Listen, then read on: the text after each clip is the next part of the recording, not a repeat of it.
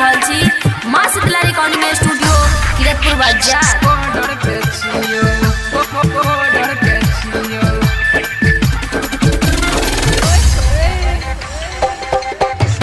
DJ Kanchan Raj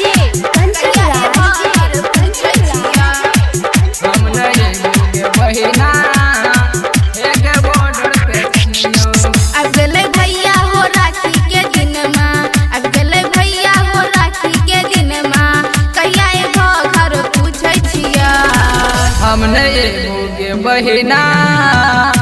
छियो। हम नहीं बोगे बहिना एक बॉर्डर पे छियो।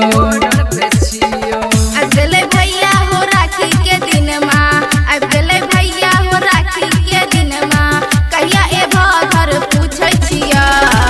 हम नहीं बोगे बहिना एक बॉर्डर पे छियो। हम नहीं बोगे बहिना एक बॉर्डर पे छियो। डीजे कंचन राज अकबरपुर पुनास मुजफ्फरपुर। कहिया एबो घर पूछे छिया। हम नहीं बोगे बहिना एक बॉर्डर पे छियो। अबरी तू मन के मना लेगे बहिना, पर साल मिलतो चांस गे।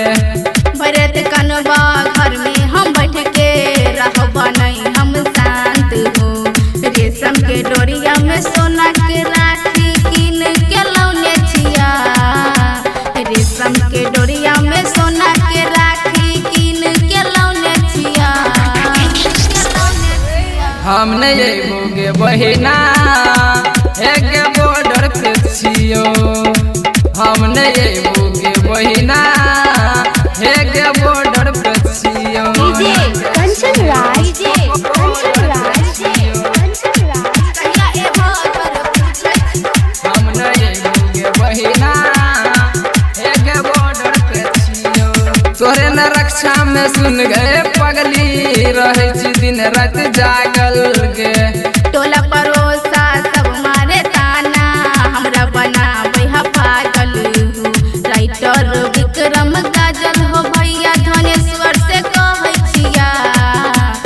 राइटर विक्रम गाजल हो भैया धनेश्वर से कहै छिया। हम नहीं बोगे बहिना एक बॉर्डर पे छियो। हम नहीं बोगे बहिना एक बॉर्डर पे छियो।